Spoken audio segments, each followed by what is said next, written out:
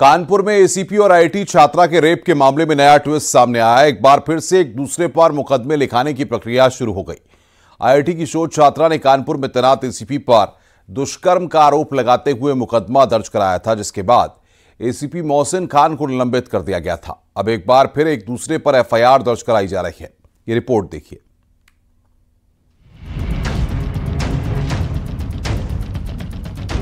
कानपुर में एसीपी पर दुष्कर्म का मुकदमा दर्ज कराने वाली आईआईटी छात्रा पर कोर्ट के आदेश के बाद मुकदमा दर्ज किया गया है।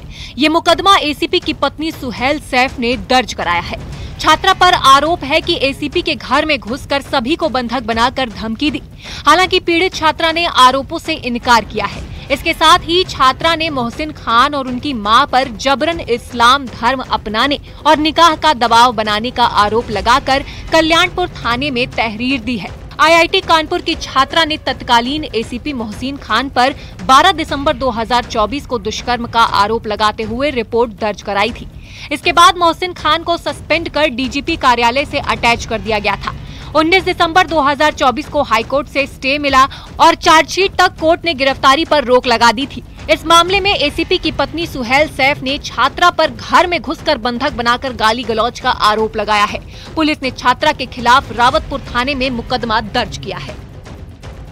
आईआईटी की छात्रा के साथ हुए यौन शोषण के मामले में रोज नए ट्विस्ट सामने देखने को मिल रहे हैं। जहां एक और दिसंबर महीने में आईआईटी की छात्रा ने एसीपी मोहसिन खान पर मुकदमा दर्ज कराया, तो वहीं अब लगभग 4 महीने बाद एसीपी का परिवार भी अब एसीपी के समर्थन में आया है और उसने एसीपी की पत्नी ने न्यायालय में एप्लीकेशन लगाई, जिसके बाद न्यायालय के आदेश पर आईआईटी की उस छात्रा के खिलाफ रावतपुर थाने में मुकदमा दर्ज हुआ है।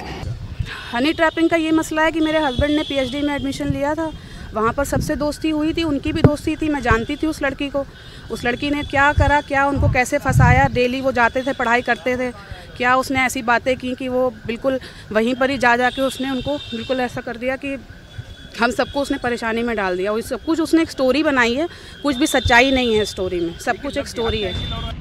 वहीं दूसरी ओर छात्रा का कहना है कि घटना के संबंध में पहले ही बयान दे चुकी है। छात्रा ने एसीपी और उनके परिजनों के खिलाफ कल्याणपुर थाने में तहरीर दी है। पीड़िता के मुताबिक मोहसिन की मां ने बार बार फोन कर भावनात्मक रूप से प्रभावित करने का प्रयास किया। धर्म परिवर्तन कर मोहसिन से निकाह का दबाव बनाया। फिलहाल पुलिस ने पीड़िता के आरोपों की जाँच शुरू कर दी है। इस प्रकरण में छात्रा द्वारा थाना कल्याणपुर पे एक मुकदमा के लिए प्रार्थना पत्र दिया गया है। चूंकि इसमें पहले से ही विवेचना प्रचलित है, इसलिए इसकी जांच की जा रही है। जांच के बाद जो भी आवश्यक कार्रवाई है वो विधिक की जाएगी। सर, एसीपी की वाइफ ने भी एक मुकदमा छात्रा के खिलाफ लिखवा दिया। इसमें रावतपुर थाने पे माननीय न्यायालय के आदेश से एक अभियोग पंजीकृत हुआ है, उसकी विवेचना प्रचलित है।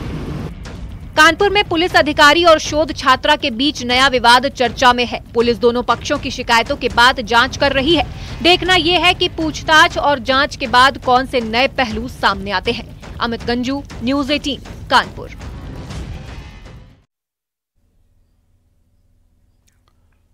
मेरठ के आखिरी स्टेशन मोदीपुरम तक नमो भारत ट्रेन पहुंची। शताब्दी नगर से मोदीपुरम के बीच ट्रायल रन किया गया। इसी साल दिल्ली से मेरठ के आखिरी स्टेशन तक नमो भारत ट्रेन के संचालन होने की बात कही जा रही है।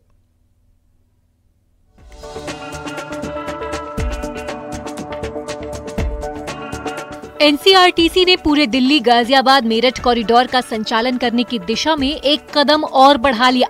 दिल्ली मेरठ नमो भारत कॉरिडोर के आखिरी स्टेशन मेरठ के मोदीपुरम तक ट्रायल रन की शुरुआत हुई। नमो भारत ट्रेन शताब्दी नगर से मोदीपुरम के बीच दौड़ी। अब तक अशोक नगर, सराय काले खां और मेरठ साउथ शताब्दी नगर के बीच ट्रायल रन किए जा रहे थे। मार्च 2019 में माननीय प्रधानमंत्री जी द्वारा इस पूरी परियोजना दिल्ली से मेरठ नमो भारत का शिलान्यास किया गया था।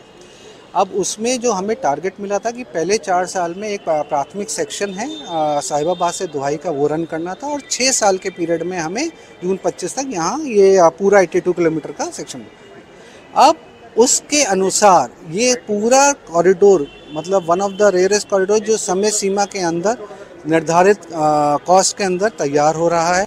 नमो भारत रैपिड ट्रेन के मेरठ में 4 स्टेशन हैं। मेरठ साउथ स्टेशन से शुरू होकर शताब्दी नगर, बेगमपुल और मोदीपुरम में ट्रेन का ठहराव होगा। इन चारों स्टेशन पर मेट्रो और नमो भारत दोनों की सुविधा यात्रियों को मिलेगी। अब एक ही कॉरिडोर पे रन करने के दो बातें हैं। एक कि समय सरकार का पब्लिक मनी आप सेव करते हैं, 6000 करोड़ रुपए ये एडिशनल कॉरिडोर पहले एक विचाराधीन था नॉर्थ साउथ मेरा मेट्रो का, वो इसमें मर्ज हुआ।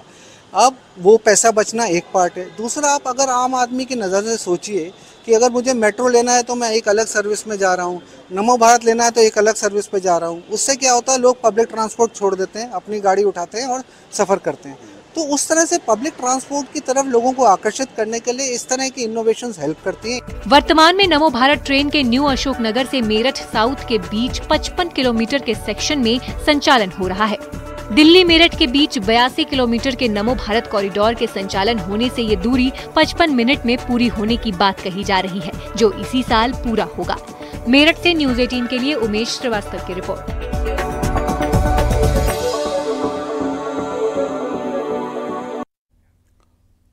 उत्तराखंड में भू कानून लागू हो चुका है। दूसरे प्रदेश से आकर कोई भी खेती किसानी के लिए जमीन नहीं ले पाएगा, तो इंडस्ट्री लगाने के लिए भी नियम कायदे मानने होंगे। लेकिन ये कानून राज्य के हरिद्वार और उधम सिंह नगर जिलों में लागू नहीं होगा, तो राज्य के शहर और कस्बों में भी लागू नहीं होगा। लिहाजा सवाल यही है कि ऐसे में क्या वाकई इस कानून से बदलती डेमोग्राफी और राज्य की पहचान बच पाएगी? देखिए रिपोर्ट।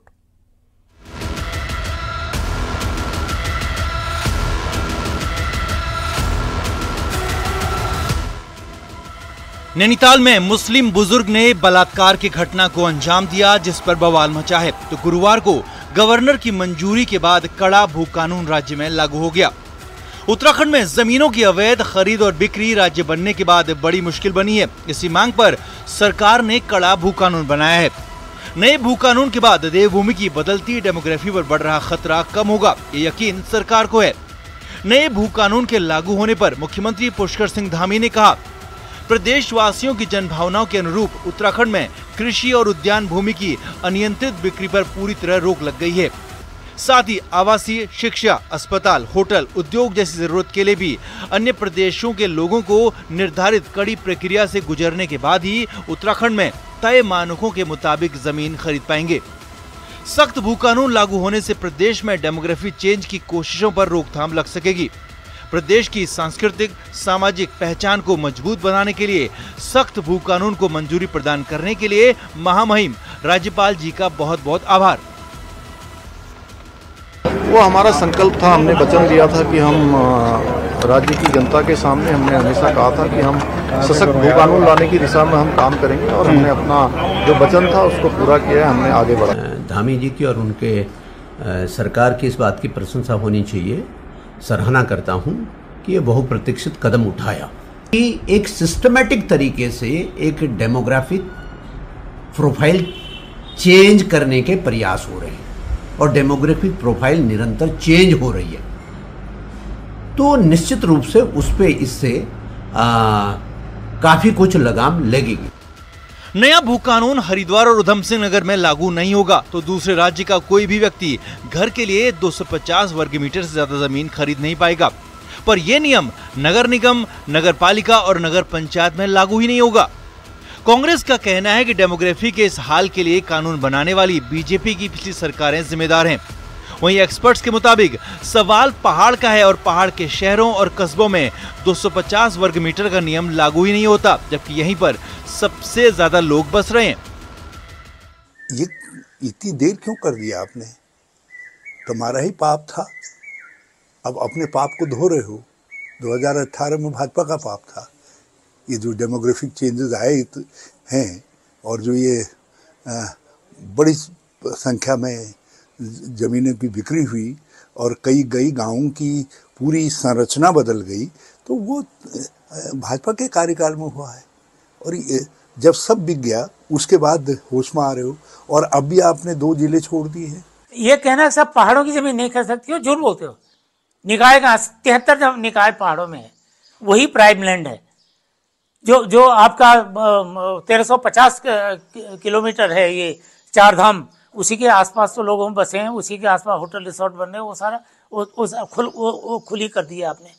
और सबसे बड़ी बात, किसान क्या हरिद्वार का किसान नहीं है क्या? उसकी जमीन बचाने की जरूरत नहीं है क्या? उधम सिंह नगर का किसान नहीं है? आपने पहाड़ मैदान क्यों कर दिया इसके बाद? पहाड़ में बसने के नाम पर कैसे देवभूमि में डेमोग्राफी बदली और कैसे शांत शहरों में आबादी का संतुलन बिगड़ गया, इस वक्त नैनीताल शहर ये बताने के लिए काफी है। ऐसे में नए भू कानून के लागू होने के साथ सरकार के लिए ये चुनौती भी है कि जमीन की खरीद बिक्री के नियम कड़े तरीके से लागू हों, फॉलो हों, ताकि नैनीताल की तरह किसी शहर में लोकल लोगों को सड़कों पर ना उतरना पड़े। देहरादून से न्यूज़ 18 के लिए दीपांकर भट्ट की रिपोर्ट।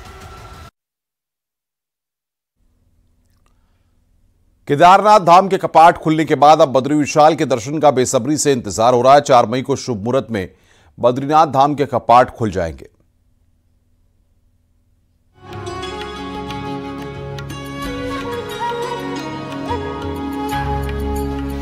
अप्रैल को गंगोत्री और यमुनोत्री धाम के कपाट खुले। महादेव के उद्घोष के साथ केदार बाबा ने भी दर्शन दे दिए हैं और अब बारी है बद्रीनाथ धाम के कपाट खुलने की, जिसमें अब बेहद ही कम वक्त रह गया है। 4 मई को शुभ मुहूर्त में पूरे विधि विधान के साथ बद्री विशाल के कपाट खुलेंगे। सुबह 6 बजे कपाट खुलेंगे और इसी के साथ उत्तराखंड में चारों धाम की यात्रा का विधिवत आगाज होगा। भगवान बद्री विशाल के कपाट खुलने का आगाज आज से जोशीमठ के नरसिंह मंदिर से शुरू हो गया है। आप देखिए इस समय जो डोली है वो भगवान बद्री विशाल के धाम यानी कि पहले पड़ाव पांडुकेश्वर के लिए रवाना हो रही है। और सबसे बड़ी बात यह है कि इस बार जो वर्षों से एक परंपरा विलुप्त हुई थी, अब वो एक बार फिर से उजागर की गई है। बद्रीनाथ केदारनाथ मंदिर समिति और देव पूजाई जोशीमठ के द्वारा जो गरुड़ भगवान जी पहले बक्से में जाया करते थे, आज वो डोली में जा रहे हैं। भगवान नृसिंह की सन्निधि में और गणेश आदि पूजन के उपरांत भगवान की डोलियां यहाँ से प्रस्थान कर चुकी हैं और आज अवस्थान पांडुकेश्वर में होगा। उसके अनंतर भगवान बद्रीश्वर की पावन गद्दी कल शाम तक और कल दिन तक बद्रिकाश्रम को पहुँचेगी। 4 धाम की यात्रा के साथ आस्था का मेला लग गया है। अभी यात्रा का आगाज ही है। श्रद्धालुओं में भारी उत्साह है।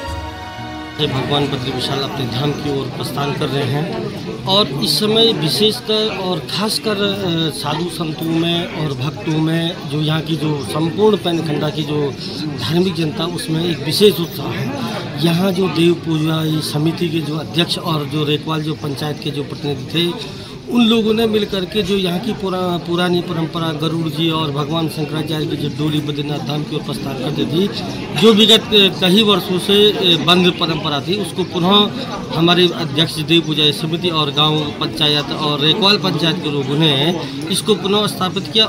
इन सब परंपराओं को देख करके, जो पुरानी परंपराएं उनको जीवित होते हुए देख करके साधु संतों एवं लोग संपूर्ण पैनखंडा की जनता में और देश से आए हुए यहाँ पर जो अनेक श्रद्धालु हैं, उन सब में विशेष उत्साह है। 4 धाम यात्रा में सुरक्षा के खास इंतजाम किए गए हैं। यात्रा मार्ग में अतिरिक्त पुलिस बल तैनात किए गए हैं।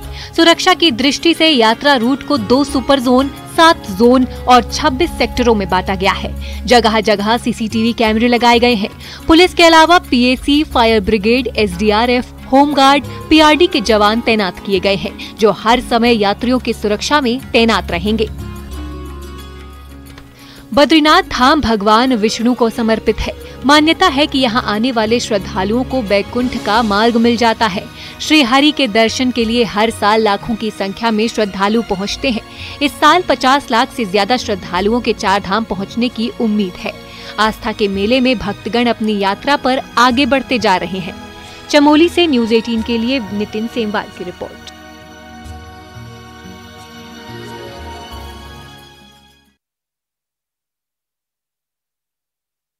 बद्रीनाथ धाम पहुंचेंगे मुख्यमंत्री। कल कपाट खुलने के मौके पर मौजूद रहेंगे सीएम धामी। कल सुबह 6 बजे खुलेंगे बद्रीनाथ धाम के कपाट। ये बड़ी खबर हम आपको बता रहे हैं। कल कपाट खुलने के वक्त मौजूद रहेंगे मुख्यमंत्री पुष्कर सिंह धामी।